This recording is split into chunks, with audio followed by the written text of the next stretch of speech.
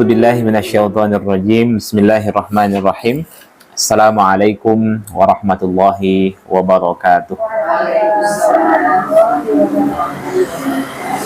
Alhamdulillah alladzi bi ni'matihi tatimmus shalihat. Asyhadu an la ilaha illallah wahdahu la syarikalah wa asyhadu anna Muhammadan abduhu wa rasuluh. Subhanaka la ilma lana illa ma 'allamtana innaka antal alimul hakim. Allahumma faqihna fid din wa 'allimna ta'wil. Baik, kita mulai majelis ini dengan kalimat basmalah. Bismillahirrahmanirrahim. Terakhir sampai mana, Bunda?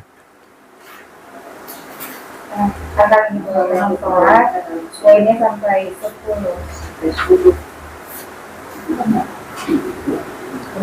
Nomor berapa? 10. Sujud di atas pakaian karena adanya uzur ya. Baik. Sekarang kita lanjutkan yang ke-11.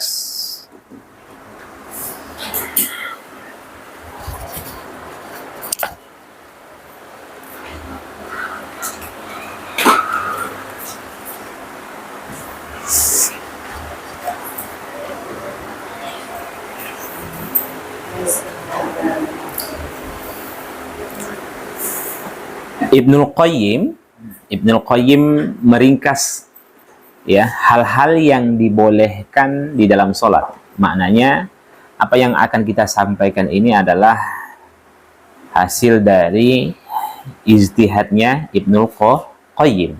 Jadi beliau meringkas poin-poin apa saja yang dibolehkan di dalam sholat.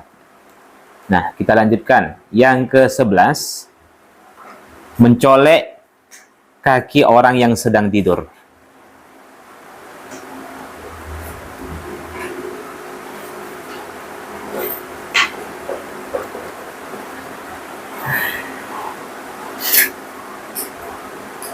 Nah, demikian Bunda. Aisyah radhiyallahu anha menceritakan ketika beliau itu duduk dengan menselonjorkan kaki beliau, ya kan, ke arah Nabi SAW yang saat itu sedang melaksanakan sholat, ya kan. Maka ketika Nabi SAW sujud, itu Nabi colek kaki Aisyah. Ketika berdiri, balik lagi posisi Aisyah seperti semula, menselonjorkan kakinya. Ketika Nabi sujud, dicolek oleh Rasulullah Sallallahu Alaihi Wasallam. Melalui dalil ini bahwasanya boleh mencolek seseorang tentunya dengan alasan uzur syar'i. Seperti apa? Maka kalau kita melihat karena rumahnya Rasulullah Sallallahu Alaihi Wasallam itu sangat kecil ya, mungkin sangat kecil ya. Berapa rumah Rasulullah Bunda? 5 kali 6. 5 kali 6. Seluruhnya 5 kali 6. Seluruh rumah Rasulullah itu terdiri dari 2 ruangan. 1 kamar, yang satu lagi ruang tamu. Itu saja. Nah, ruang tamu dengan kamar. Berarti kalau 5 kali 6 seluruhnya, kamar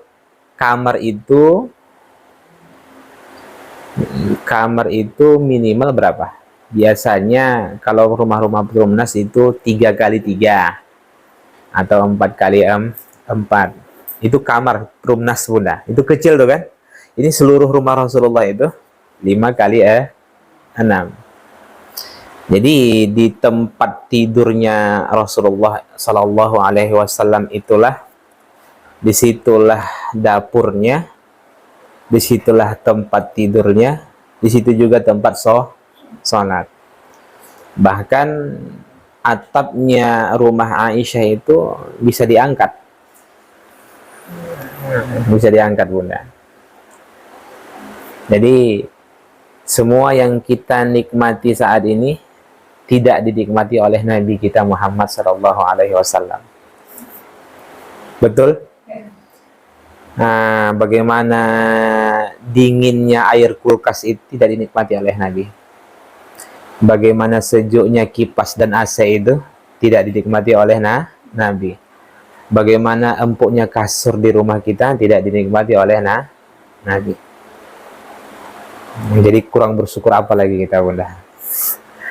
Nah, jadi mungkin alasan-alasan itu karena sempitnya ruangan tersebut, ya kan, sehingga ketika Nabi sujud itu Nabi mencolek, mengisyaratkan agar kaki Aisyah itu dipinggirkan. Maka hal ini yang menjadikan bolehnya kita mencolek kaki orang yang sedang tidur. Jadi ketika Bunda ingin sholat, kemudian kaki suami pas mengarah ke Bunda, ya kan, colek bisa gitu kan. Tapi kalau ingin tidak seperti itu, ya angkat saja. Paham ya? Diangkat saja kan, kalau tidak ingin susah-susah gitu. Tapi kalau umpamanya lupa pula lah saya meminggirkan kaki suami saya ini, maka colek kalau bangun. Ya. Baik, ini yang ke-11. Berarti bolehnya mencolek kaki orang yang sedang tidur. Atau juga memberikan isyarat, umpamanya seperti keburu ingin melaksanakan sholat tahajud, tapi ingin membangunkan suami, tapi saat sholat boleh. Ini kata para ulama boleh. Yang dengan menyenggol tubuhnya dan lain sebagainya, itu sedang sholat, itu boleh. Paham sampai sini? Nah, mungkin aneh ya. Aneh, tapi tidak akan terjadi sebenarnya kalau biasanya yang kita lakukan itu adalah sebelum sholat. Tapi apabila saat sholat baru teringat kita ingin berjamaah dan lain sebagainya, atau mungkin ingin seperti waktu subuh mau habis dan lain sebagainya, ya kan, saat sholat, maka boleh dengan memberikan isyarat kepada suami dengan mencolek tubuhnya. Nah, paham sampai sini? Oke. Kemudian yang ke-12. Nanti bila kita sedang sholat ada yang melintas, kita boleh mengikuti kanan. Itu sudah pasti Bunda, nanti akan kita sampaikan ke sana. Gitu. Kalau mencolek itu saja boleh, apalagi karena uzur syar'i, karena tempat sholat kita sudah dia lewati. Kita kan kalau sholat itu ada sutra. Kalau sutra itu, batas sutra itu dia lewati, maka kita diperintahkan untuk mendorongnya. Falyadafa di situ, maksudnya mendorong lehernya malah, Bunda. Lehernya, ya kan, kalau dia tidak mau, ya kan, maka musuhi ya, kan itu yang disampaikan oleh Rasulullah Shallallahu Alaihi Wasallam. Tapi tentunya hal-hal yang seperti itu tidak akan dilakukan orang-orang Islam, atau mungkin karena ketidaktahuannya. Biasa yang melakukan itu kan anak-anak, mondar mandir, ya kan. Baik. Kalau yang kita misalnya di Mekah gitu, karena tempatnya sempit kan? Iya. Kondisi seperti di Masjidil Haram itu tidak berlaku. Tapi pun begitu, para ulama kita menyampaikan bahwasanya sepanjang kita masih punya peluang untuk tidak melewati orang sholat, sebaiknya jangan sampai lakukan. Sepanjang. Ya, kalau memang tidak ada solusi yang lain, maka tidak ada lagi caranya memang, maka mesti kita lewati. Ini berbeda hukumnya dengan kondisi sholat di Masjidil Haram. Jelas. Nah, ini nggak mungkin kan, lewat sana nggak bisa gitu kan. Nah, sedangkan kita mungkin ingin melaksanakan tawaf. Nah, bagaimana caranya? Ya, lewat saja. Nah, cuman kan sekarang sudah dirapikan oleh badan lupa saya nama badannya itu. Pengurus di sana sudah dirapikan, sudah dibuat apa namanya yang polisi itu Bunda? Polis lain tapi warna putih dia kan. Dibuat. Kalau dulu iya kan? Kalau dulu kan tidak dibuat siapa saja, seperti di Hijr Ismail kan, itu kan siapa saja kan boleh. Sekarang kan sudah di polis lain kan. Baik, kita lanjutkan yang ke dua. Kalau tadi itu kan bagi kita yang sholat, kalau kita yang nggak sholat, saya kan kita ngerti ini nggak boleh lewat di depan orang. Iya. Tapi ada sesuatu yang mesti kita ambil gitu kan. Terus kita lemparkan tahap taruh di depan orang, itu boleh di depan orang yang sholat. Untuk apa namanya tadi? Sutra. Ya. Boleh. Boleh kan? Boleh Bunda. Berarti kita yang mau lewat. Kalau orang yang paham, sebenarnya dia yang memberikan sutra. Ketika dia ingin melewati orang yang sholat, dia yang memberikan sutra. Iya. Tapi kalau dia tidak juga memberikan sutra, maka kita yang memberikan sutra. Kita yang sholat. Iya. Oh.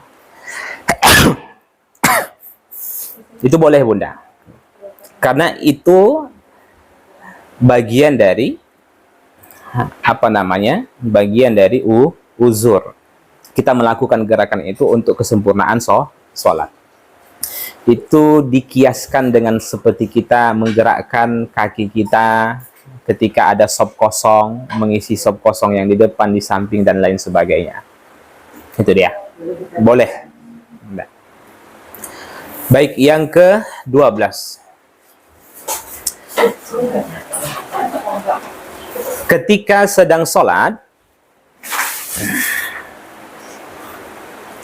Rasulullah didatangi oleh setan dari golongan jin yang bermaksud memutus sholat beliau.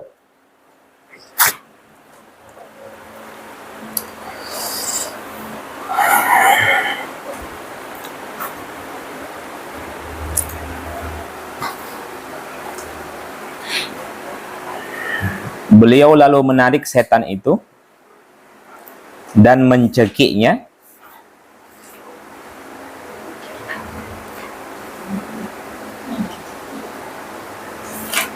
hingga air liurnya mengalir di tangan beliau.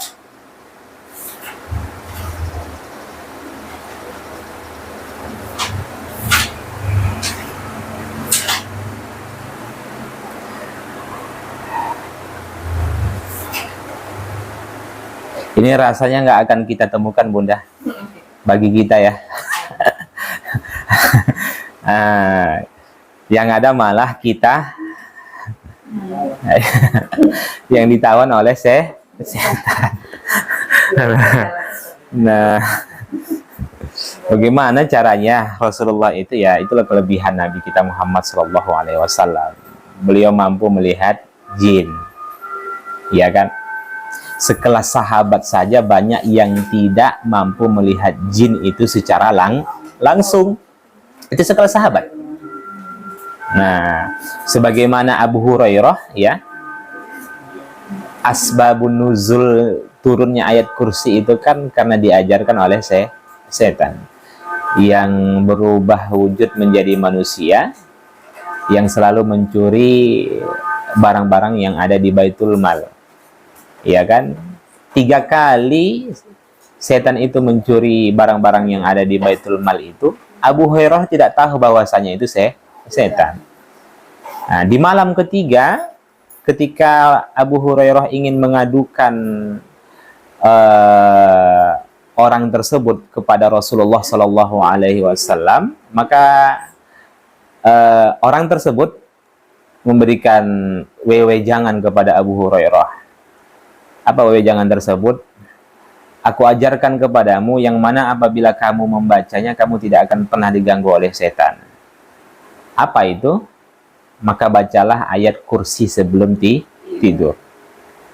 Jadi ketika Abu Hurairah bertemu dengan Rasulullah SAW, setelah Abu Hurairah melepaskan pemuda tersebut, kemudian bertemu dengan Rasulullah. Rasulullah mengatakan bahwasanya kemana orang yang 3 malam ini berturut-turut, ya kan, bertemu dengan kamu yang mencuri Baitul Mal. Rasulullah sudah tahu.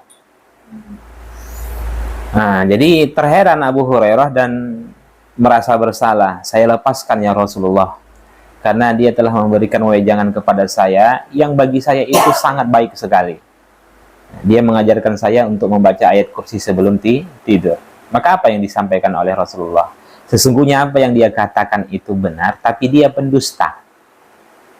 Abu Hurairah semakin terkejut. Sesungguhnya apa yang dia katakan itu benar, tapi dia adalah pendusta. Nah, maksud pendusta itu apa? Fahuwa syaiton. Dia adalah setan. Jadi yang mengajarkan ayat kursi siapa? Setan udah.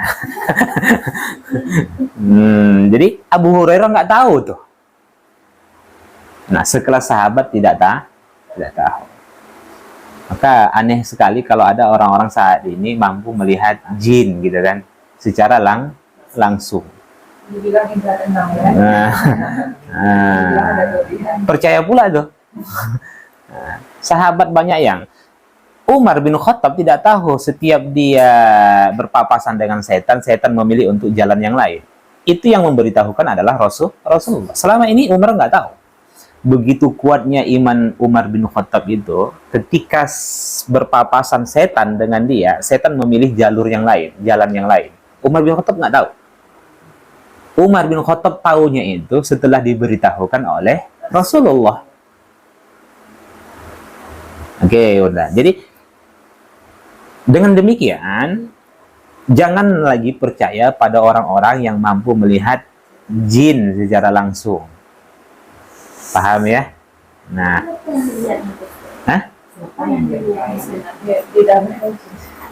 ya, mungkin halusinasi atau jin yang merubah wujud menjadi manusia. Iya kan? Nah, tapi kalau bentuk jin itu secara langsung, enggak benar. Enggak ada yang bisa melihat. Jelas. Nanti, nah di situ ada dia. Percaya Bunda? Bunda percaya. Nah, udah. Bunyi tikus nak. Itu ada dia tuh. Berarti di tubuh yang melihat tuh ada jin juga berarti Ustaz? Di tubuh yang bisa melihat tuh ada jin juga, makanya dia bisa melihat kawannya ya. Iya, maka indigo itu bukan kelebihan, itu kekurangan. Orang yang dirasuki oleh jin, ya kan, maka dia bisa melihat jin, itu kekurangan. Nah, pun demikian belum terbuktikan apakah dia benar-benar melihat jin, ya kan, secara langsung. Belum ada pembuktiannya. Itu giginya keluar, hidungnya cutbray, ya kan. Mereka tidak melihat Bunda. Ini Ustaznya nggak melihat. Semua pakar-pakar ruqyah itu nggak ada yang bisa melihat. Dan saya ikut latihan ruqyah. Hah? Ya bisa ngomong Bunda. Ngomongnya itu kan hanya sebatas ngomong saja, tapi dia tidak bisa melihat. Omongan itu kan melalui manusia itu, tubuh manusia itu sendiri kan. Nah, tapi kan dia tidak bisa melihat jin itu secara langsung. Keluar nggak kan gitu. Ya tapi kan nggak tahu dia bagaimana bentuk jin itu kan. Nah, yang bisa melihat tuh orang tertentu yang semuanya bisa, Bunda pun bisa. Semua bisa. Bukan yang tinggi tauhidnya atau gimana, ada sudah tentunya sepanjang dia beriman, yakinnya kepada Allah. Kuncinya sebenarnya yakinnya kepada Allah. Tentunya keyakinan itu muncul dengan tauhid yang benar. Yakinnya kepada Allah Subhanahu wa taala. Nah, jadi insya Allah ruqyah itu akan ampuh. Saya dulu seperti itu juga, menganggap saya ini betul nggak ya bisa gitu kan. Tapi pertama kali saya melakukan ruqyah itu di Siak, rumah kosong. Jadi ada jamaah mengadu setiap orang yang beli rumahnya selalu nampak yang aneh-aneh. Setiap orang yang beli rumahnya selalu nampak yang aneh. Akhirnya nggak jadi. Pergilah ke sana. Perdana saya itu, Bunda. Bisa nggak ini? Saya pun ragu gitu. Ya kan? Ya kita ikutin saja Al-Quran dan Sunnah itu. Media-medianya dengan daun bidara, bawa galon dari sini, kita lempar, kita siramkan ke sudut-sudut rumah dan lain sebagainya, ya kan? Alhamdulillah dengan izin Allah, 2 hari setelahnya terjual. Nah, 2 hari setelahnya terjual rumah itu. Selama ini banyak orang yang beli rumah itu 2 lantai, ya kan? Mau setiap ada orang yang survei nampak. Nah, iya kan, setiap ada yang numpak. Ya. Ini bukan promosi, udah. Bukan promosi kan. Nah, soalnya rumah kita yang di Arifin juga nggak terjual-jual kan. Bukan karena jin mungkin. Karena tempatnya nggak strategis gitu. Nah, baik. Banyak, Bunda, seperti perempuan-perempuan yang terlambat, apa namanya? Terlambat nikah itu Bisa terlambat nikah, kemudian pakar ruqyah seperti almarhum Ustadz Saifullah almarhum yang di Al-Falah itu mengatakan bahwasanya ada jin yang menggantung di rahim perempuan itu sehingga dia nggak melahirkan. Bisa nggak bisa melahirkan, nggak bisa hamil. Nah, jadi itu beliau katakan seperti itu. Bisa ya, Ustadz? Iya. Jadi perlu diruqyah. Jadi terlambat, apa namanya, lama nggak nikah, lama nggak, apa namanya, nggak punya keturunan. Anak-anak yang biasanya bersosial, belakangan dia suka menyendiri. Kalau dalam ilmu ruqyah itu ada tanda-tanda tubuhnya sudah banyak dimasuki oleh jin. Biasanya dia orang yang bersosial, tapi suka menyendiri. Datang tamu masuk ke rumah, ke dalam kamar aja, yang nggak mau ketemu dengan orang. Itu tanda-tanda dia banyak dirasuki, dikuasai oleh jin. Banyak tanda-tanda yang lain. Kapan kita perlu ruqyah? Sepanjang ada rasa malas untuk beribadah, ruqyah. Pernah malas beribadah, Bunda? Nah, perlu ruqyah.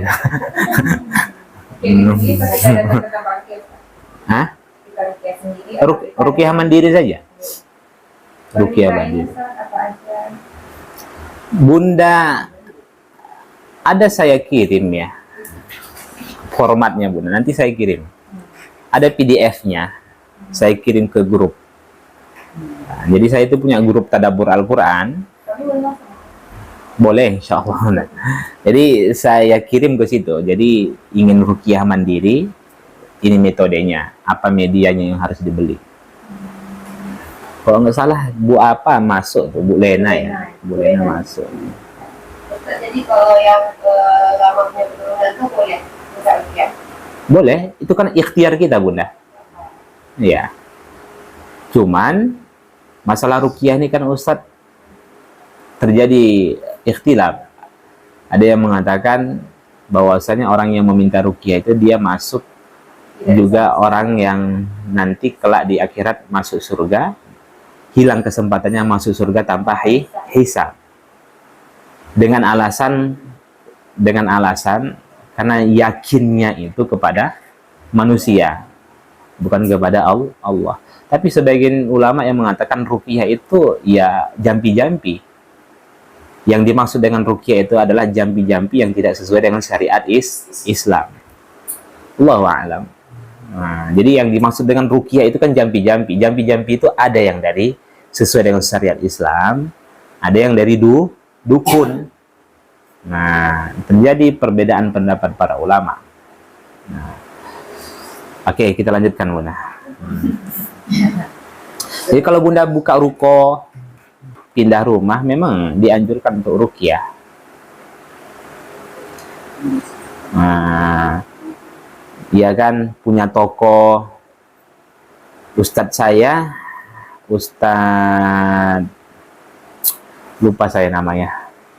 Banyak kali guru tuh Bunda. Samsul Bahri. Beliau ulama di Kabupaten Asahan. Beliau buka rumah makan asam. Kalau kami di sana di sini asam padeh namanya. Kalau di sana sayur asam, walaupun tak ada sayurnya gitu. Nah, jadi khusus ikan baung. Ya kan, beberapa kali boleh itu ulama. Beberapa kali selalu di rumah makannya itu selalu ada rambut yang disimpul. Rambut yang disimpul Bunda. Karena sangat laris apanya beliau, rumah makan beliau. Jadi itu menunjukkan banyaknya orang-orang yang hasad. Ya, jamaah kita juga di sini ada. Setiap dia pulang, suaminya dokter, anaknya itu semuanya dokter.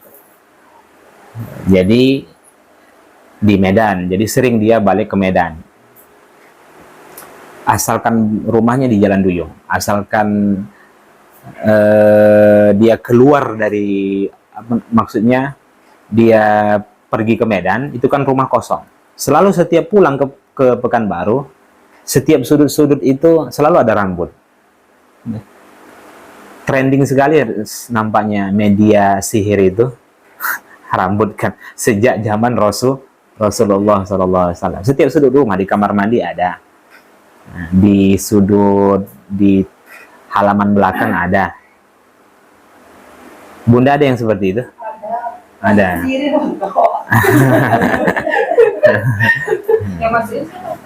Allah alam Bunda. Tapi kita baru terbuka setelah saya datang. Saya lihat anak beliau ada tanda-tanda, anak perempuan beliau. Kemudian saya bilang, Bunda coba dulu sampaikan bagaimana kondisi anaknya. Memang beliau sampaikan sering sakit, melihat dari kondisi tubuhnya dia udah nggak normal kan. Kemudian sering berdiam diri di rumah, nggak mau keluar rumah. Anak perempuan beliau. Kemudian memang menjauh dari masyarakat. Kalau datang tamu dia nggak mau keluar. Iya, apalah nama itu Bunda? Introvert ya. Nah, jadi jadi selama berarti ini udah lama nih Bunda. Saya bilang gitu, sudah lama, sudah hampir 10 tahun Ustadz anak saya seperti ini. Dia maunya keluar kalau makan itu sama saya saja, nggak mau sama yang lain. Ya kan. Jadi dampaknya ke situ dia jadinya. Mungkin itulah target beliau kan, anak perempuannya. Ya, di Ruqyah. Alhamdulillah sembuh. Jadi apa namanya? Tapi jangan nanti selesai ini Ustadz Ruqyah ya gitu ya. Nah, enggak. Bukan saya bukan pakarnya Bunda. Saya bukan pakarnya. Saya hanya selingan saja. Nah, selingan saja. Rumah di Arifin itu Bunda 5 tahun.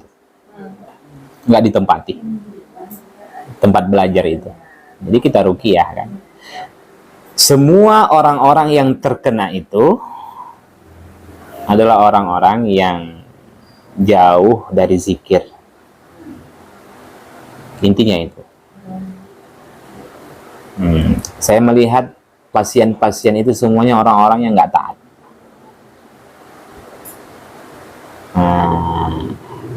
Salatnya bolong-bolong, ya kan? Saya melihat semuanya pasien-pasien itu seperti itu. Belum ada saya temukan orang yang taat gitu. Nah, jadi sayang sekali, memang saya sampaikan kalau di ruqyah syaratnya harus isi dengan amal soleh. Percuma ini di ruqyah nanti kalau adek itu nggak mau sholat, nggak mau ngaji, ya balik lagi dia.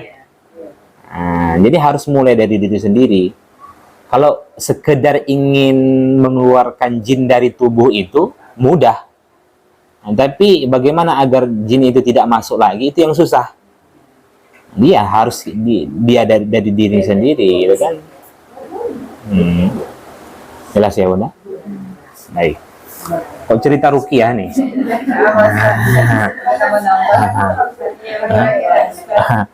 Malah yang mau ditanya nih Ustaz.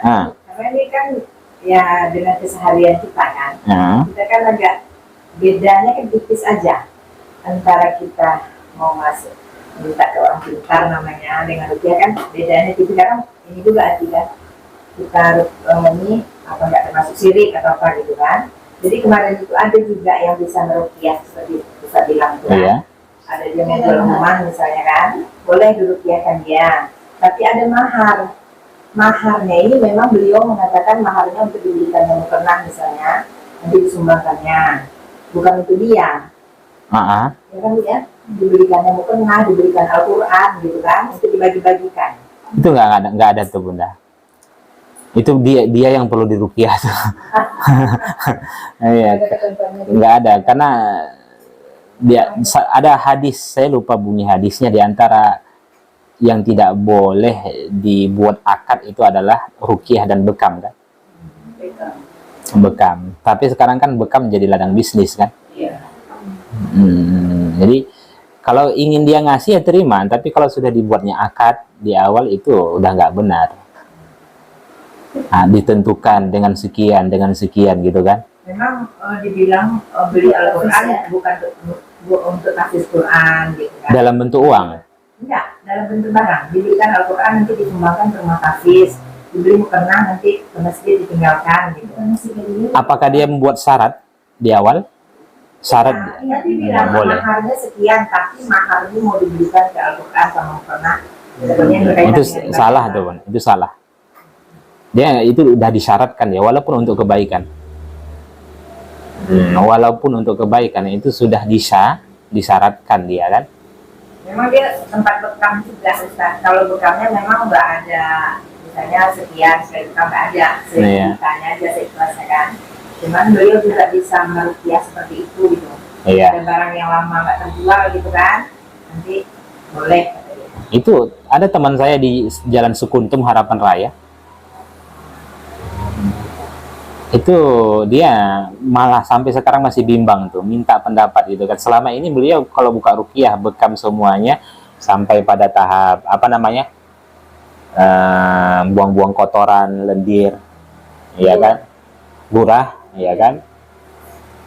Jadi beliau katakan, saya bimbang nih Ustadz, kata beliau sama saya rencana mau tutup, saya mau beralih ke jualan motor, jual beli motor. Kenapa? Selama ini nggak benar nih katanya itu kan, mentarif-tarifkan ini. Niat kan untuk membantu. Ruqyah itu kan niatnya untuk membantu bekam. Kalau dikasih alhamdulillah. Tapi sudah dijadikan bisnis. Kan gitu. Jadi itu bertentangan dengan hati beliau. Gurah saja mau sampai 2,5 kan? Padahal beli aja obatnya. Bunda beli di Shopee, gurah itu 75.000. Bunda kayak itu itu udahlah itu keluar lendir-lendir. Ada orang yang gurah, ini banyak jinnya nih. Banyak jin, padahal memang itu reaksi dari obat. Iya kan. Tambah a'udzubillahi minasyaitonirrajim, bismillahirrahmanirrahim, ya kan. Nah, kemudian qul a'udzu birabbil falaq min syarri ma khalaq, ya kan, sambil ini banyak jin ini, Pak. Padahal reaksi dari obat. Bunda beli gurah itu di Shopee 75.000, Ashifa. Nah, saya sebut lagi mereknya Bunda. Nah, ya kan. Nah, jadi masukkan tuh ke hidung. Nanti kalau nggak bisa di hidung nanti nggak bereaksi, masukkan ke mulut, tahan di tenggorokan, jangan ditelan. Nah, keluarlah semua tuh, yang bakwan lah, nah ya kan, semua minyak semuanya kan, insya Allah nanti ketika ngaji bersih.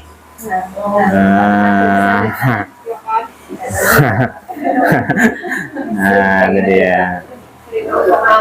Cuman syaratnya jangan pakai setelah makan, keluar nanti semuanya.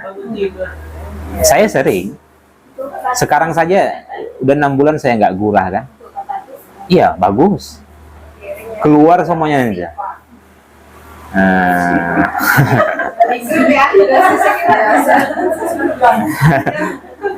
Gurah aja. Nanti anak-anak bunda kalau ingin, biasanya para qori kalau tampil MTQ itu gurah mereka, itu pasti gurah. Mamanya seperti adik ipar saya, itu kalau tampil itu wajib gurah dia, supaya keluar semuanya itu minyak-minyak semuanya kan. Ini apa namanya, ringan semuanya, hidung semuanya. Ya. Enggak ada bunda, enggak ada efeknya. Nah, ya kan. Nanti, ya. Saya dulu setiap saya ikut MTQ saya gurah, mulai dari kelas 3 SMP saya gurah setiap MTQ. Jadi supaya keluar semuanya kan. Jadi kalau bunda itu kan, saya karena nggak sempat saja bunda, nggak sempat untuk, udah 6 bulan saya nggak gurah. Berhubung setiap mau gurah itu ada gurahnya di rumah, setiap mau gurah itu saya sudah makan gitu. Nah, enggak. Lama, sekitar setengah jam lah. Masuk ke hidung, tapi kalau nggak bereaksi masukkan ke mulut, tapi tahan di tenggorokan. Itu saja, metodenya gitu saja. Masukkan ke hidung, ya kan. Kalau nggak ada reaksi dari masukkan dari mulut. Gitu ya. Itu ada kemarin jamaah minta digurah kan, datang aja ke rumah, kebetulan masih ada gurahnya sedikit gitu kan. Di hidung nggak bereaksi, ya kan. Di mulut ditelannya pula, manis kan. Jangan ditelan gitu, manis Ustaz. Setiap dimasukkan telannya gitu kan, namanya anak-anak susah bunda. Anak-anak bunda. Setelah itu keluar tuh, hampir setengah plastik asoy kecil itu, lendirnya keluar. Bagus bunda. Jangan nggak perlu, kalau bunda ke ruqyah 2,5, belum lagi nanti katanya ini ada jinnya gitu kan, mau diobatin gitu kan. Terpancing. Iya, langsung tuh begitu masuk nanti, ya kan, keluaran mulai nggak enak badan itu, sampai nanti ringan badan itu baru berhenti. Jangan keluar dulu. Yang penting kalau bunda ya, udah masang itu nanti siapkan saja plastik di depan. Memang duduklah waktu-waktu ringan gitu kan. Jangan tengah malam. Nggak bisa tidur orang nanti gitu kan. Suami keluar, anak-anak keluar pas lagi pagi gitu kan. Terserah, ya kan, pakai mic pun tambah gitu kan. Oleh, nah nanti coba saja. Itu sama dengan cuci usus itu. Sama dengan cuci usus. Kan ada istilahnya usus. Sama dengan enggak bunda, enggak. Itu hanya untuk mengeluarkan lendir-lendir saja. Kira karena ruqyah pusing jadi muntah gitu kan? Enggak semua muntah itu, ya kan.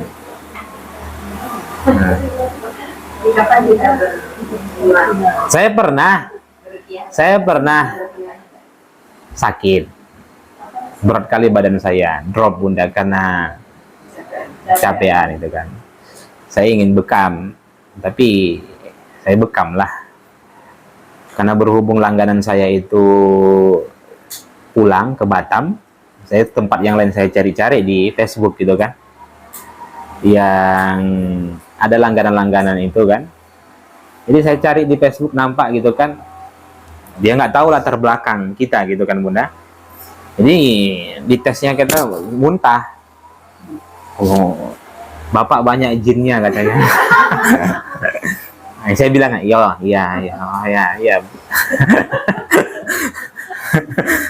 Ada juga yang jahil Bunda, orang ruqyah nih. Makanya orang yang ruqyah itu minta uang, minta apa, dia yang perlu diruqyah. Tarifnya tinggi. Nggak tepat lah rasanya kalau dia untuk membantu, ya kan? Apalagi itu sunnah Nabi. Sampai seperti itu mahalnya. Masa paket 2,5 gitu? Paham nggak Bunda? Paket. Ada yang sistem paket itu. Umpamanya sakit nanti sampai perawatan 2,5 model obat aja. Iya. Jadi orang-orang sekarang sikit-sikit selalu dihubungkan ke jin. Tak semuanya sakit itu. Enggak semuanya Bunda. Hal yang pertama kali kita memang diperintahkan untuk apa? Ruqyah. Tapi ruqyah itu bukan karena jin. Ruqyah itu untuk fisik juga, bukan untuk penyakit jiwa juga Bunda. Saya ulang, ruqyah itu untuk penyakit fisik, bukan. Sekarang ini dikhususkan ruqyah itu untuk penyakit jiwa. Itu salah. Kita lanjutkan.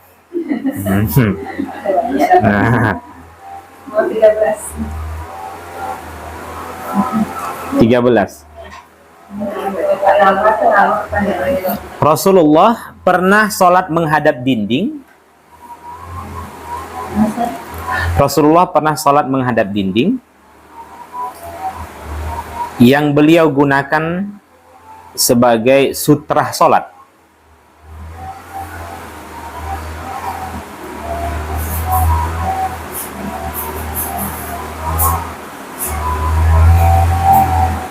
Tiba-tiba datang seekor hewan yang hendak lewat di depan beliau.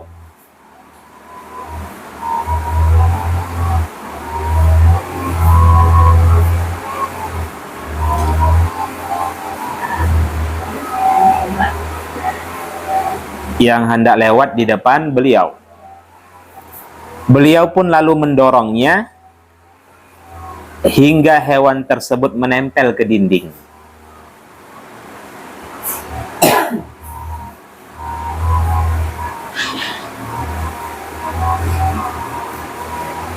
Nah,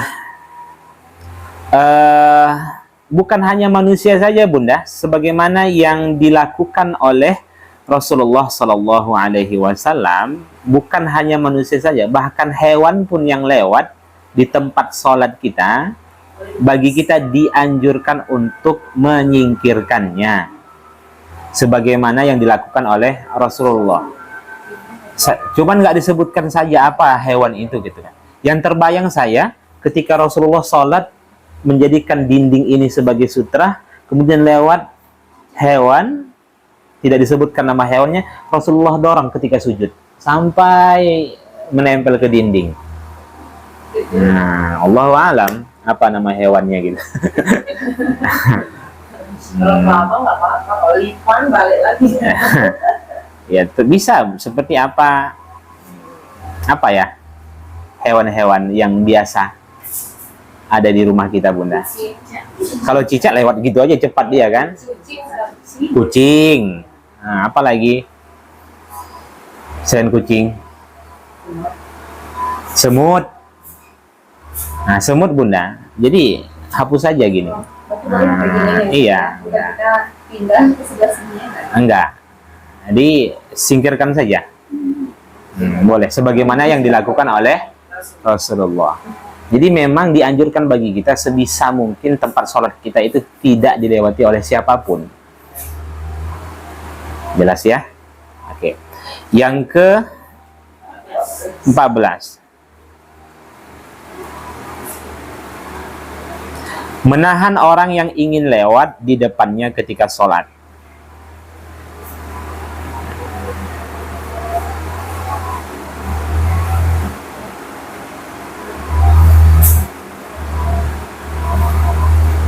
Ini sudah umum kita ketahui, Bunda. Jadi kalau ada orang yang lewat depan di tempat sholat kita, maka Rasulullah perintahkan fal yadfa' fi nahrihi. Maka doronglah lehernya. Lehernya disuruh dorong, Bunda. Itu menunjukkan apa? Itu menunjukkan tanda betapa tidak bolehnya seseorang melewati orang yang sholat. Leher yang dianjurkan, Bunda. Jaraknya, Hah? jarak kita dengan orang itu. Ada Iya. batas jaraknya berapa? Kalau kita membuat sutra ya tempat sholat kita, Bunda. Jadi biasanya ukuran sholat kita sejauh mana gitu kan? Paham nggak?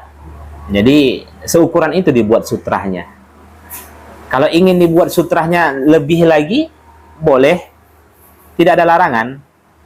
Yang penting mereka tahu bahwasanya itu pembatas sholat kita. Besar kecilnya sutra kan Nggak ada, Bunda. Dengan pena saja bisa. Nah, dengan pena bisa. Kalau dia paham, kalau tak paham buat bantal guling. Nah, ya kan? Mana tahu suami nggak paham gitu kan?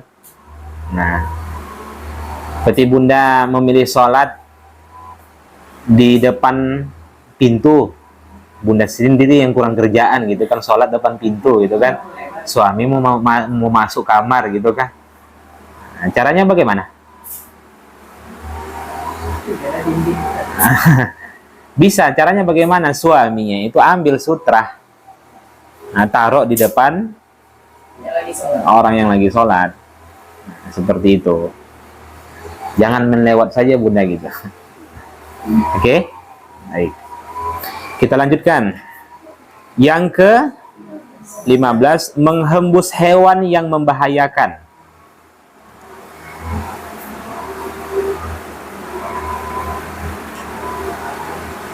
Yang ada di pakaian atau di tempat sholat.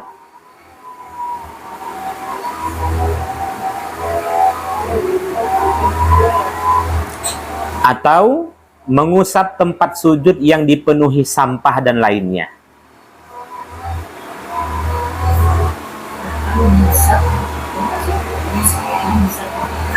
Atau mengusap tempat sujud yang dipenuhi sampah dan lainnya. Jadi kalau ada hewan-hewan yang membahayakan, Bunda, di pakaian Bunda, ya kan? Itu diusap boleh. Oke. Kemudian mengusap tempat sujud juga boleh. Jadi ketika tempat sujud kita itu kotor atau berdebu, kata Nabi, in kunta fa'ilan fawahidatan. Cukuplah sapu dengan sekali saja. Jadi kalau umpamanya tempat sujud itu dipenuhi oleh debu, usap sekali saja. Jadi jangan berulang-ulang. In kunta fa'ilan fawahidatan. Cukup sekali saja. Jelas ya? Dan ini biasa kita temukan ketika kita sholat, ya kan, di masjid lagi safar gitu kan. Apalagi masjid-masjid yang dikhususkan untuk orang yang safar, biasanya banyak kali itu pasirnya gitu. Nah, maka kalau ingin diusap, disapu sekali saja.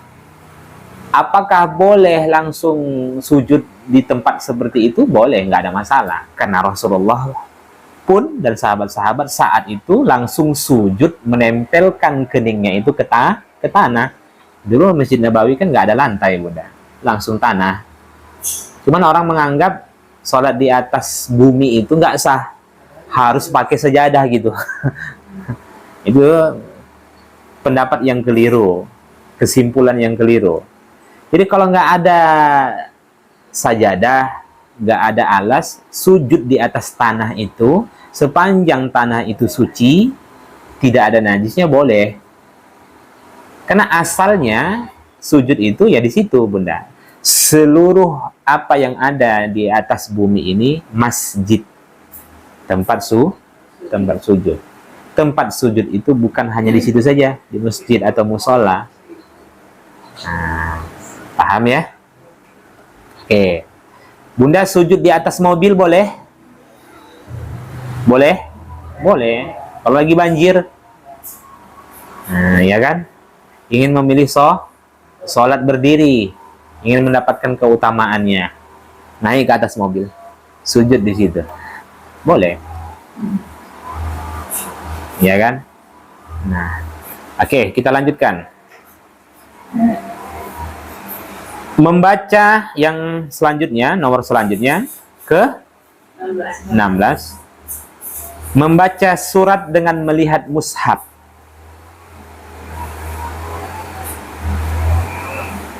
Dengan syarat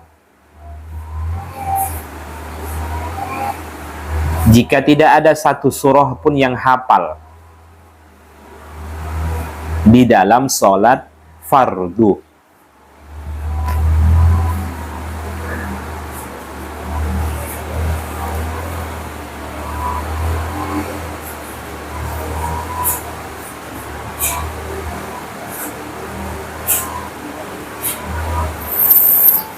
Boleh membaca surat dengan melihat mushaf?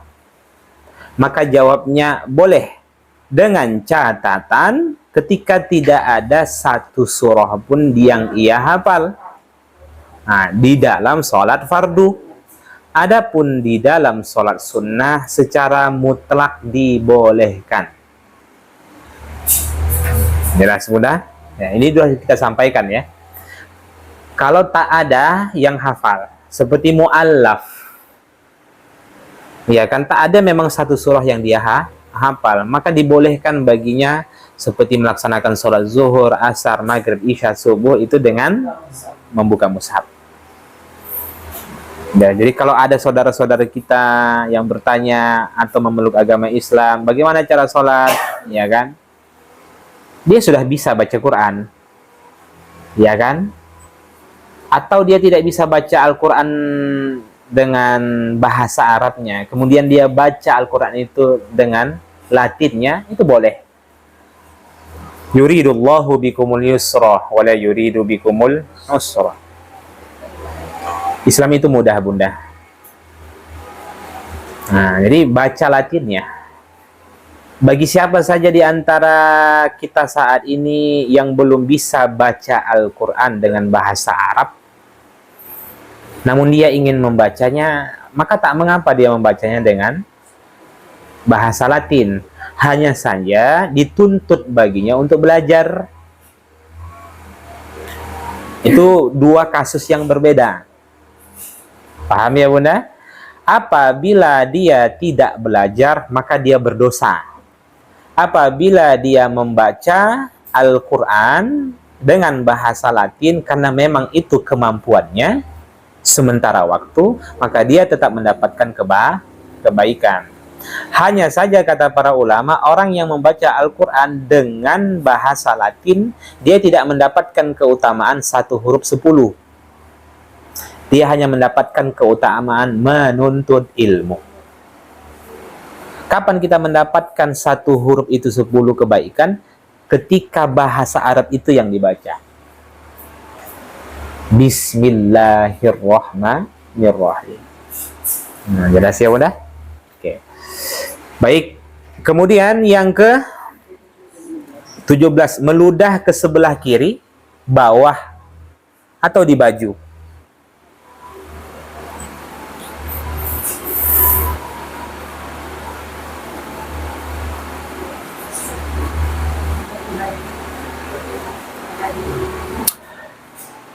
Kita tahu bahwa sunnahnya berta'awudz ketika kita sholat merasa diganggu oleh setan. Maka kita dianjurkan untuk setelah berta'awudz itu meludah kemana? Ke kiri, bukan ke arah kiblat atau ke kanan. Nah, jelas ya, Bunda?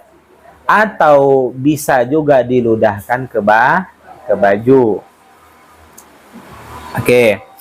Bukan hanya itu, ketika ada sesuatu yang masuk ke dalam mulut bunda, maka ludahkanlah ke kiri. Orang yang meludah ke arah kiblat dan ke kanan, maka hukum sholatnya makruh. Tidak sampai pada tahap membatalkan. Lagi, Bismillahirrahmanirrahim. Kata Umi Naila, kalau baca Bismillah itu, fathahnya harus dibuka. Bunda praktekkan gitu kan.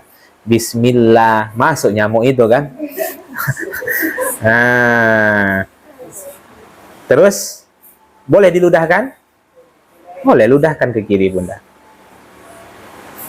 Jelas. Oke. Kemudian terakhir, berdoa ketika lewat ayat rahmat atau ayat azab.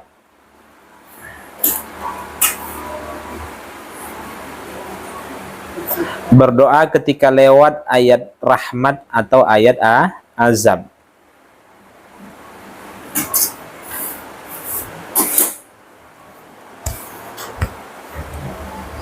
Poin ini bukan hanya dibolehkan saja bunda, tapi poin ini disunnahkan. Ketika bunda baca Al-Quran, kemudian lewat tentang ayat-ayat yang bercerita perkara azab, maka disunnahkan bagi bunda untuk berlindung kepada Allah Subhanahu wa Ta'ala. Ketika bunda bertemu dengan ayat-ayat yang bercerita tentang rahmat Allah, maka disunnahkan bagi kita untuk berharap rahmatnya. Ini bukan boleh, tapi malah disunnahkan. Dengan catatan, apabila yang dia baca itu tahu bahwasanya itu bercerita tentang azab dan rahmat. Kalau tak tahu, ya udahlah. Diam sajalah, lewat sajalah dulu. Oke. Apa yang pendek? Hanya lewat ayat rahmat. Contohnya, bukan hanya itu ya, tasbih juga bunda. Tasbih pun ketika ayat-ayat yang bercerita tentang mensucikan Allah, maka disunnahkan juga bagi bunda untuk bertasbih. Kalau ayat pendek, fasabbih bihamdi rabbika wastaghfirhu. Kalau ayat yang bercerita tentang azab, salah satu contohnya ayat-ayat pendek, surah-surah pendek. Apa itu dalam surah Al-Qari'ah bunda? Al-Qari'ah mal qari'ah wa ma adraka mal qari'ah yauma yakunun nasu kal farashil mabsus. Bukan itu bunda. Surah Al-Humazah. Wailul likulli humazatil lumazah alladzi jama'a malahu wa 'addada yahsabu annama lahu akhladah. Kemudian kalla la yumbadhanna fil hutamah. Itu kan bercerita tentang azab. Narullahil muqadah. Ya kan? Maka dianjurkan, disunnahkan bagi kita untuk berlindung kepada Allah. Allahumma ajirni minan nar. Boleh. Atau doa-doa perlindungan yang lainnya. Allahumma inni a'udzubika minal hammi. Allahumma inni a'udzubika min adzabil qabr. Wa min fitnatil mahya wal mamat wa min syarri fitnatil masihid dajjal. Allahumma inni a'udzubika min adzabi jahannam wa min adzabil qabr wa min syarri fitnatil wa min syarri fitnatil mahya wal mamat wa min syarri fitnatil masihid dajjal. Nah, kalau ayat-ayat yang bercerita tentang rahmat, maka berdoanya banyak. Allahumma inni as'aluka ridhaka wal jannah wa a'udzubika min sakhatika wan nar. Allahumma inni as'aluka min husnil khatimah. Semuanya. Rabbighfir warham wa anta khairur rahimin. Nah, banyak doa-doa rahmat yang lain. Ya. Misal kalau syarat keluarga, ulang tahun, itu kan makan bersama. Terus baca doa apa yang bagus dibaca, bukan bagus, doa apa yang sebaiknya dibaca gitu kan. Kadang kalau pertemuan juga kayak menyambut bulan puasa hanya karyawan aja di kantor, terus baca doa apa sebaiknya dibaca gitu kan. Doa Iya, kadang sebenarnya tidak secara tekstual tidak ada Bunda, karena memang perkara-perkara itu tidak dilakukan oleh Nabi, ya kan begitu. Cuman makanya tuntunan doanya tidak ada. Tapi kalau ingin berdoa, maka berdoalah sesuai dengan hajat masing-masing. Sebenarnya seperti itu. Allahumma, kalau ingin tempat itu diberkahi, ya kan, perkumpulan itu, majelis itu dirahmati, Allahumma jam'ana jam'an marhuma wa tafarruqna min ba'dihi tafarruqan maksuma, boleh. Atau apalagi kita ingin agar semua yang hadir pada saat ini diberikan keistiqomahan oleh Allah. Allahumma inna nas'alukal huda wat tuqa wal afafa wal ghina. Kan banyak. Allahumma ahsin aqibatana fil umuri kulliha, itu juga cocok. Wa ajirna min khizyid dunya wal adabil akhirah. Kita minta agar semua urusan kita itu dimudahkan oleh Allah. Atau apalagi Allahumma la sahla illa ma ja'altahu sahla, itu kan juga tepat tuh. Nah, ya kan, wa anta taj'alul hazna idza syi'ta sahla. Banyak doa-doa itu. Kalau disebutkan satu persatu nanti panjang. Kalau tak hafal, cukuplah berdoa dengan bahasa Indonesia. Jangan memaksakan Bunda berdoa dengan bahasa Arab, atau berdoa dengan sesuatu yang bukan Bunda pahami. Kadang Mbak dengar ilmu nanti ada usul khotimah kayak gitu. Iya. Sesuai dengan konteksnya. Sesuai dengan konteksnya. Kalau ternyata acara kumpul syukuran,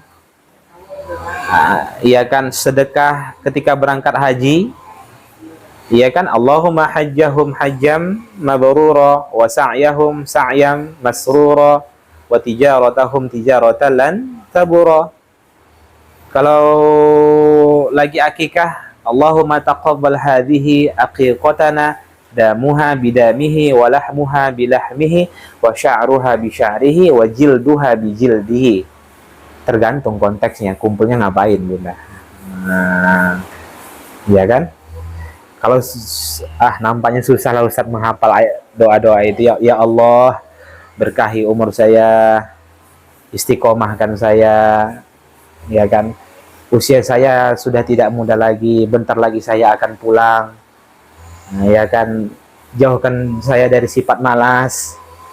Sampai saat ini ya Allah, jangan panggil saya sebelum saya istiqomah ya Allah. Itu kan bisa tuh Bunda. Jangan panggil saya sebelum saya istiqomah dalam ketaatan. Banyak doa-doa yang lain. Baik. Jadi tentunya kembali lagi, pentingnya Bunda kita mentadaburi Al-Quran. Kalau kita ingin mengamalkan sunnah Nabi, ya kan, berdoa ketika ayat-ayat bertemu dengan ayat-ayat yang bercerita tentang rahmat dan azab, ya kan, tentunya ini semua akan kita bisa realisasikan kalau kita tadabur. Permasalahan umat saat ini bukan kurangnya membaca Al-Quran, kurangnya mentadabur Al-Quran.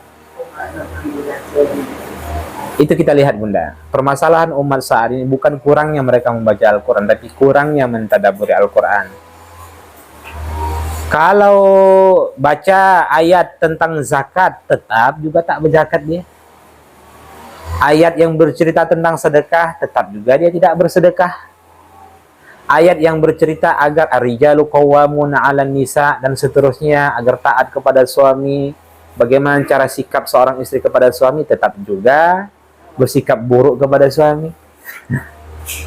Bercerita tentang ayat waris, tetap juga pembagian warisan tidak benar. Ya kan? Innama tunziru man ittaba'a dzikra wa khasyiya ar-rahmana bil ghaib fabashshirhu bimaghfiratin wa ajrin karim.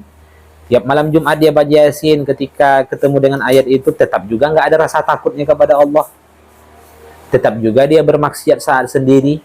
Padahal Allah katakan bahwasanya orang-orang yang menjadikan Al-Quran itu sebagai peringatan, dia takut kepada Allah sekalipun dia tidak melihatnya. Di depan halayak ramai dia tidak melakukan dosa, tapi saat sendiri begitu banyak dosa-dosa yang dia lakukan. Harusnya kalau dia membaca, mentadaburi Al-Quran, dia kan berarti sedang diingatkan oleh Allah. Iya kan Bunda? Nah, innama apa artinya? Sesungguhnya. Sesungguhnya apa? Innama. Inna sesungguhnya. Kalau innama sesungguhnya hanyalah.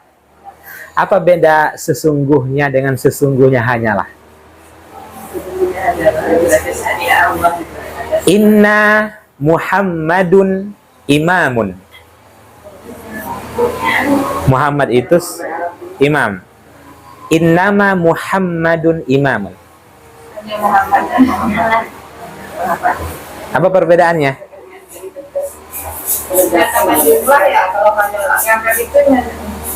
Kalau inna Muhammadun imamun berarti Muhammad itu, ya kan, sesungguhnya Muhammad itu adalah seorang imam. Tapi masih ada kemungkinan lain dia jadi kurir.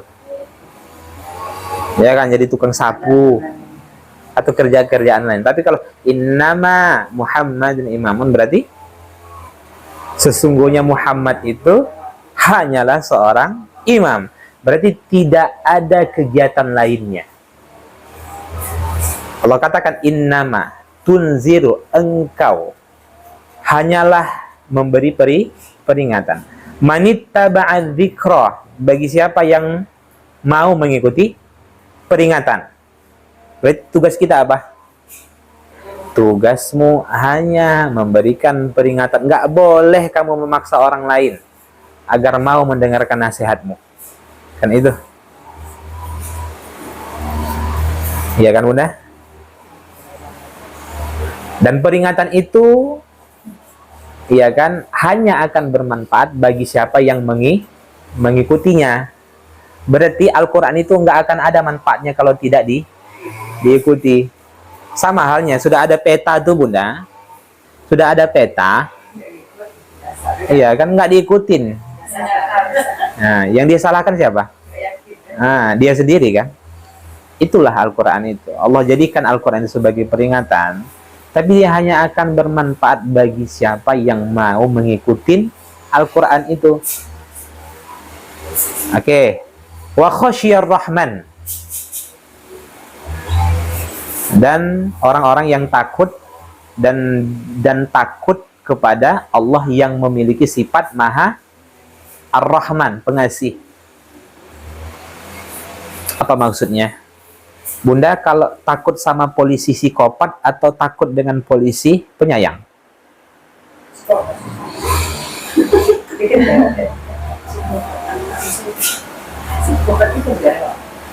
Saya tanya, Bunda takut dengan polisi psikopat rakus atau takut dengan polisi pengasih?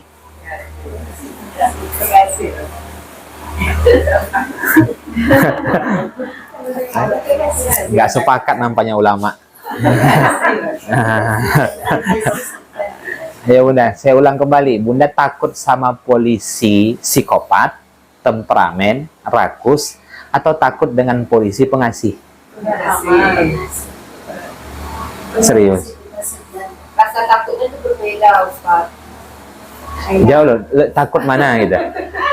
Bunda takut dengan polisi temperamen atau takut dengan polisi pengasih? Polisi itu harus temperamen. Orang normal dia manusia.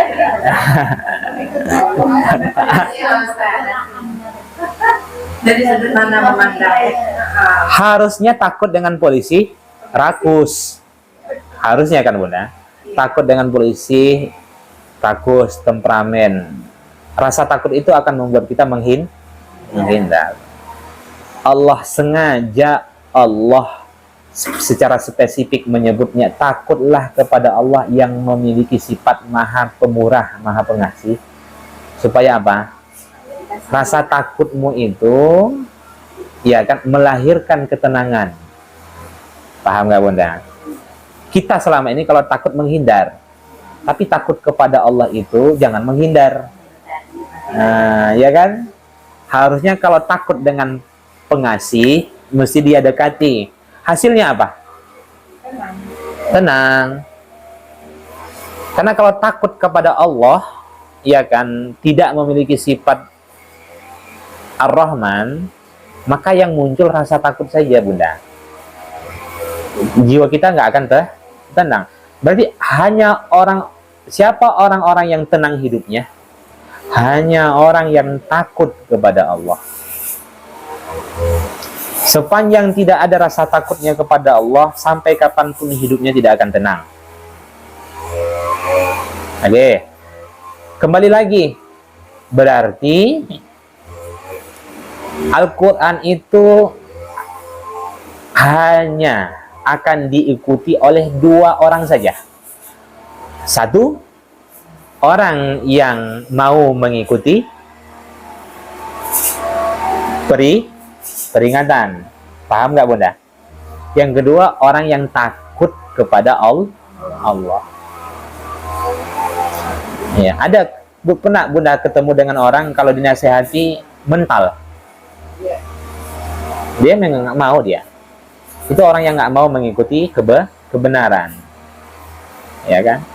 Ada pula orang yang kalau kita nasihatin ya kan mental terus menerus dan lain sebagainya. Memang karena nggak ada takutnya sama Tuhan lagi. Nah, itu masalahnya Bunda. Nah, dia. Oke, berarti Al-Quran sedang menyindir kita. Siapa yang mengikuti Al-Quran itu? Yang menjadikan Al-Quran itu sebagai peringatan hanyalah orang yang mau mengikuti, menjadikan Al-Quran itu sebagai peringatan, dan orang-orang yang takut kepada Allah. Siapa orang yang takut kepada Allah itu? Wa ghasyiyar rahmana bil ghaib.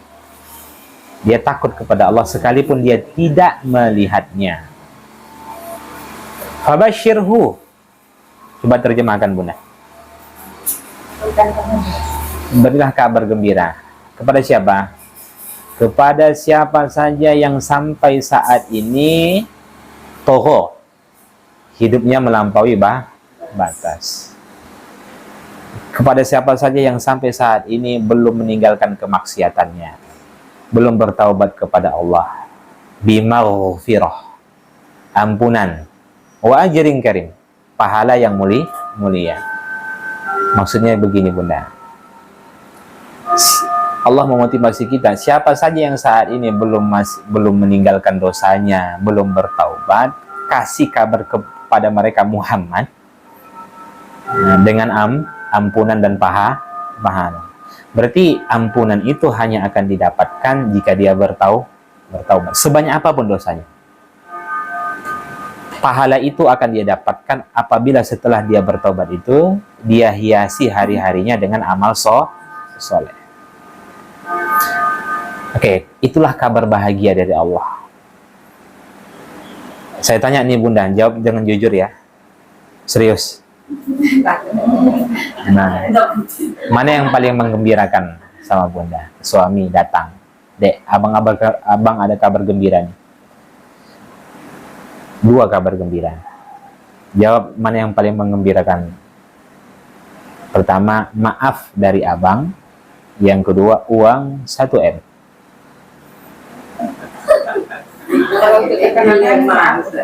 Nah, nggak ada jawaban ketiga Bunda. Pilih 2. Apa? Nah, Paling jawabannya, abang banyak cerita, bang. Dari dulu banyak cerita aja, bang. Gitu. Uang aja gitu ya. Nah, ampunan atau uang 1 M? Serius? Jujur nih? Jadi nggak ada tawar. Memang jujur, memang ampunan bunda. Oke. Kita lihat jawabannya jujur atau tidak. Hari-harinya lebih banyak cari uang atau cari ampunan?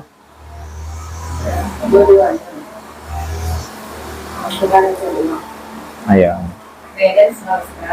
Lebih banyak mana? Minta ampun atau cari uang? Hari-harinya lebih banyak mana? Minta ampun atau cari uang? Berarti nggak jujur jawaban tadi bunda. Harusnya ya kan, kalau memang dia yang benar-benar dia harapkan itu ampunan, yang mesti dia banyak kerjakan itu adalah memohon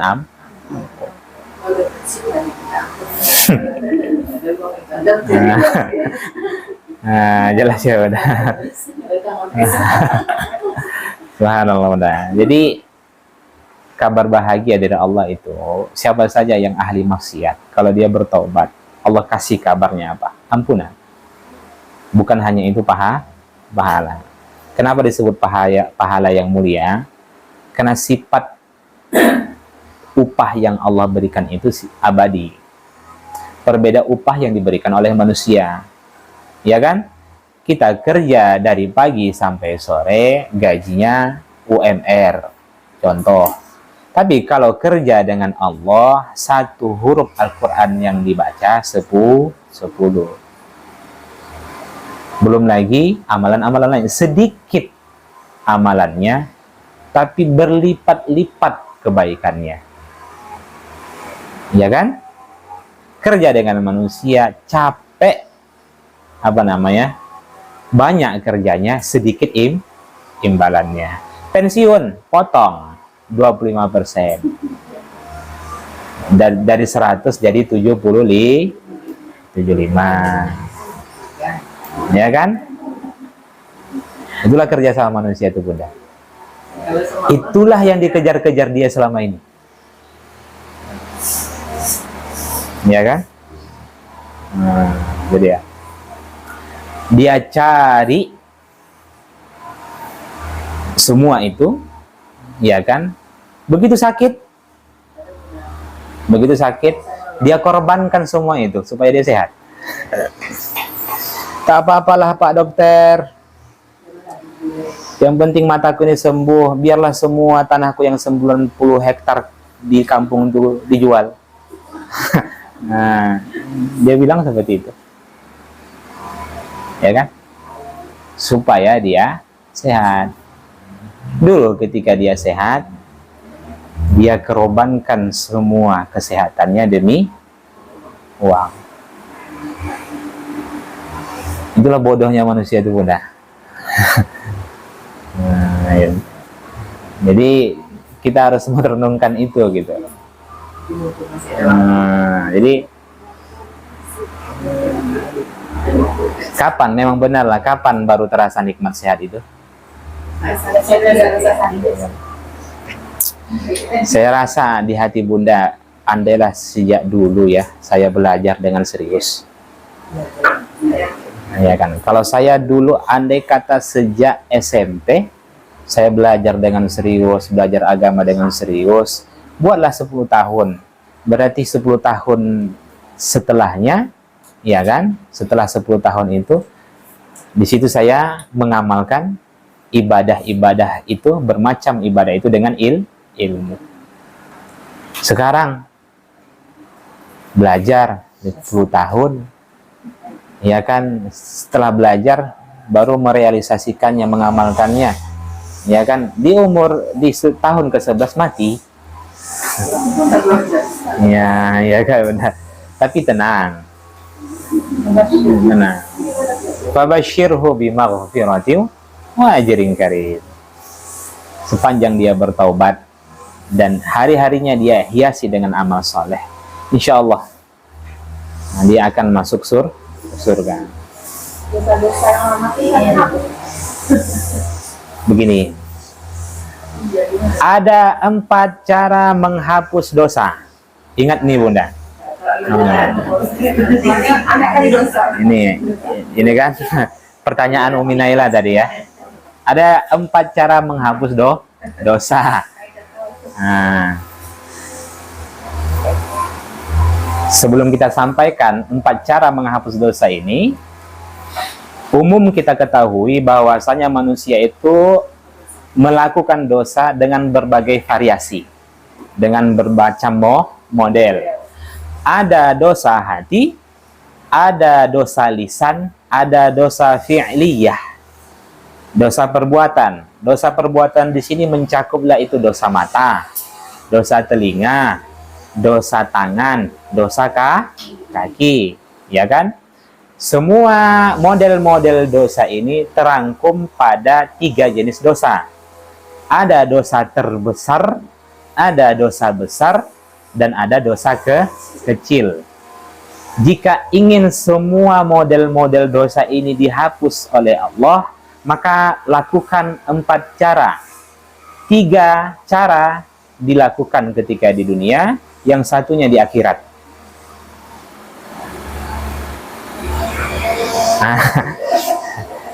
Nah, 3 di dunia, 1 di akhirat. 1, bertaubat. Bertaubat kepada Allah. Secara ringkas Bunda, bertaubat. Bertaubat itu apa? Tinggalkan, sesali, bertekad untuk tidak mengulang kembali. Ya kan? Itu cara yang pertama untuk menghapus dosa. Maka merangkumlah di dalamnya istighfar. Nah, memohon ampun. Karena orang yang bertaubat itu sudah pasti lisannya senantiasa memohon ampun. Oke. Itu yang pertama. Yang kedua, amal soleh. Ingat Bunda, bahwa amal soleh itu dapat menghapuskan dosa. Dosa apa yang terhapuskan? Dosa kecil.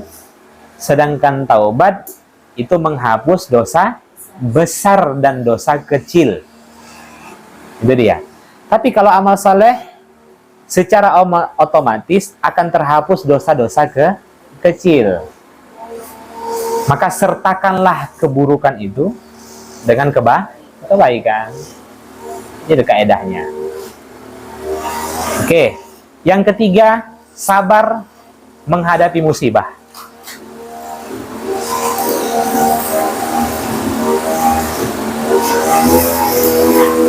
Ingin terhapus dosanya Bunda? Nah, semakin besar musibah yang dia terima, apabila dia bersabar, maka semakin besar pula dosa-dosanya yang dihapuskan oleh Allah. Gak usah jauh saja Bunda, demam itu dapat menghapuskan dosa. Hanya sebatas demam. Makin kuat nampaknya. Iya. Paham? Apalagi kehilangan kaki, kehilangan tangan, kehilangan mata, kehilangan anak, kehilangan pasangan, kehilangan orang tua, kehilangan harta. Ya kan? Apabila dia bersabar, maka hadiah yang Allah berikan apa? Terhapuslah dosanya. Ustadz, apa yang dimaksud dengan sabar itu? Maka poros dari sabar itu adalah hatinya tetap hatinya tidak berputus asa. Yang kedua, lisannya tetap berzikir. Yang ketiga, anggota badannya tetap berada dalam aturan Allah. Itu yang dimaksud dengan sabar.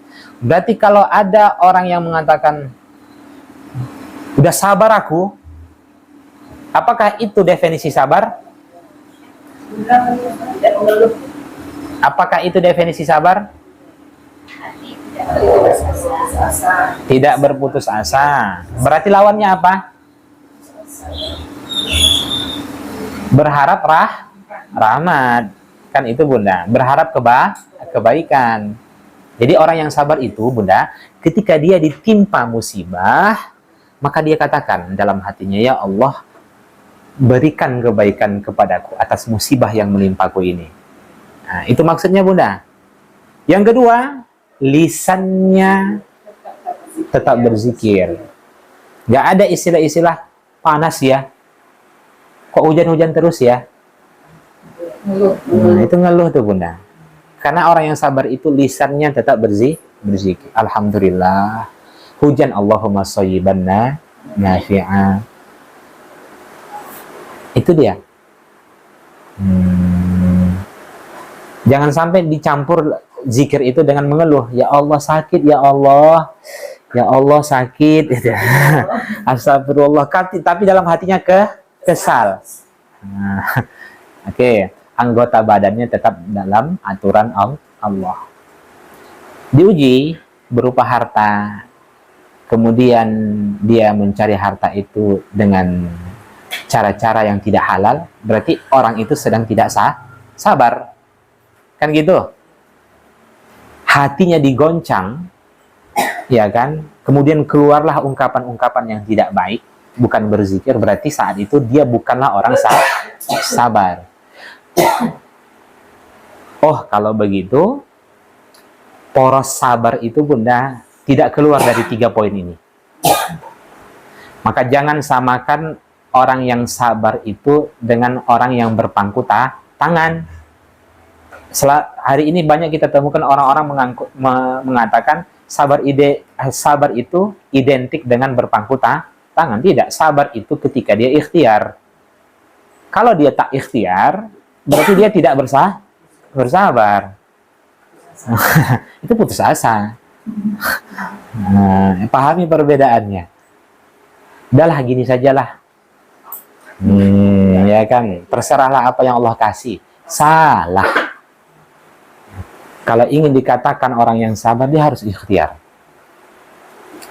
Udah berapa tadi? 3. Jadi kalau ingin terhapus dosanya, sabar saat menghadapi musibah. Ini 3 di dunia. Hah? Semuanya, Bunda, bergantung pada tingkat musibahnya. Kalau demam saja dapat menghapus dosa, nah ya kan, apalagi musibah besar. Satu yang di akhirat, masuk neraka jahanam.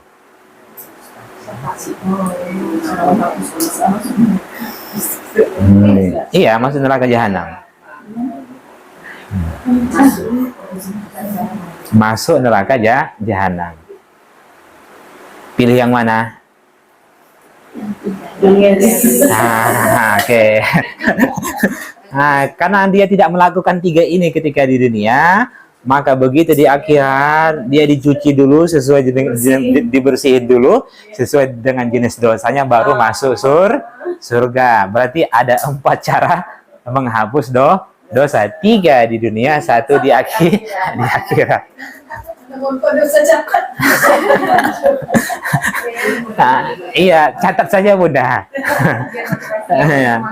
Nah, kalau tidak dia melakukan 3 ini, maka dosanya akan terhapus dengan solusi masuk neraka. Sudah pasti. Dicuci dulu, ya kan, dipreteli dulu, dibakar dulu, dipanggang dulu. Begitu habis dosa-dosanya, baru pantaslah dia masuk surga. Nah, oke. Kalau begitu, kalau tidak ingin transit di dalam neraka, lakukan 3 ini. Taubat, kemudian hiasi dengan amal soleh. Sabarlah saat menghadapi musibah.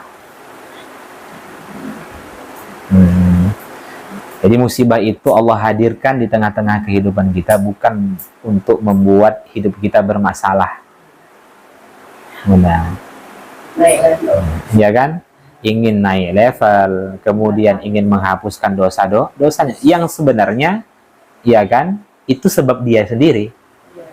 Tapi Allah turunkan musibah karena rahmat Allah juga.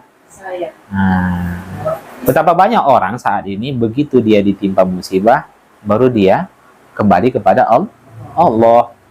Ya kan? Dulu semasa dia tidak dapat musibah, lalai. Allah hadirkan musibah itu, barulah dia menikmati ibadah itu. Betapa banyak sebab musibah itu, dia merasakan bagaimana penderitaan orang lain. Ya kan? Dulu ketika dia tidak mendapatkan musibah, dia nggak merasakan itu. Telah meninggal orang tua si fulanah, santai aja, innalillah, mudah saja tuh. Tapi begitu orang tuanya meninggal, oh ya Allah, beginilah kehilangan orang tua. Dengan musibah itu dia dapat merasakan penderitaan orang lain. Nah, pelajaran. Ya kan? Dengan musibah itu pula dia baru tahu betapa berharganya nikmat sehat. Dengan musibah dia punya teman-teman baru. Betul? Ya, sama-sama dirawat di rumah sakit, saling curhat. Sakit apa, Mbak? Ya kan, jantung. Nah, ya kan, stroke, curhat gitu kan. Nah, setelah itu yang satu sembuh. Dapat teman baru. Sama-sama dirawat di rumah sakit. Nah, banyak hikmah-hikmah musibah, Bunda.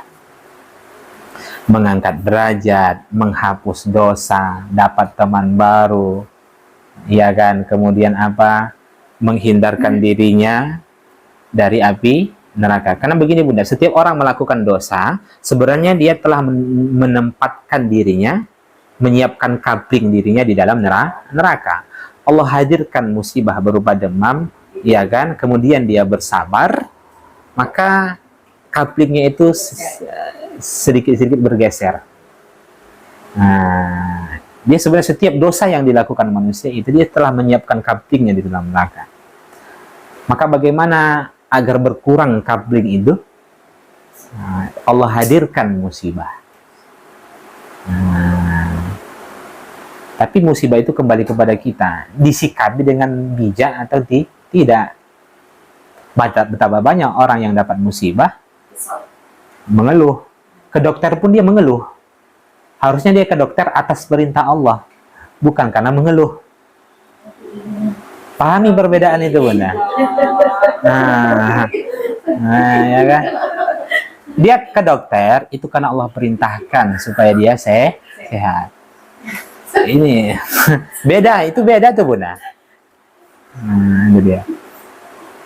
Jadi anggota badannya menampakkan dia berkeluh kesah, ucapannya menampakkan dia berkeluh kesah, hatinya. Maka kalau anak kita sakit, jangan hanya sebatas begini. Ini gara-gara es. Jangan hanya di situ saja, Bunda. Ini gara-gara itu. Enggak, bukan begitu prinsip Islam. Ketika sakit dia, ya kan, di samping kita introspeksi diri, melihat apa yang menjadi sebab penyakit, tapi ingatlah, semua itu hadir karena Allah yang kehendaki. Dan setiap yang Allah kehendaki itu pasti ada kebaikan. Ini anak sakit yang disalahkan suami. Nah, sedikit-sedikit sakit, makanan. Ke situ saja. Nggak ada, ya Allah, melalui sakitnya anak saya ini, mudah-mudahan menjadi penghapus dosa saya.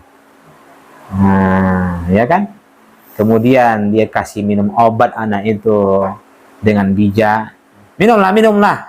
Bukan kayak gitu kan? Nah, dia cepat sembuh. Nah, ya kan? Kemudian mengeluh saja, kesal dia. Manalah bisa, Bunda. Hidup itu nggak seperti itu.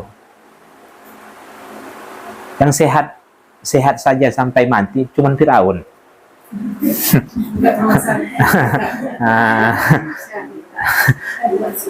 Ya kan? Jadi hidup itu memang seperti itu. Ada namanya roda kehidupan. Nah. Jadi kesimpulannya itu. Jadi kalau ingin dosa itu terhapus, ya kan? Ada 4 cara. 3 di dunia, 1 di akhirat. Alhamdulillah. Nah, pilih yang mana? Tergantung Bunda. Saya rasa di sini nggak ada yang pilih yang keempat. Iya. Ya. Terhapus Bunda. Tidak ada pengecualian, tapi ingat catatan dosa itu tidak akan terhapus. Hukuman dari dosa itu yang dihapuskan.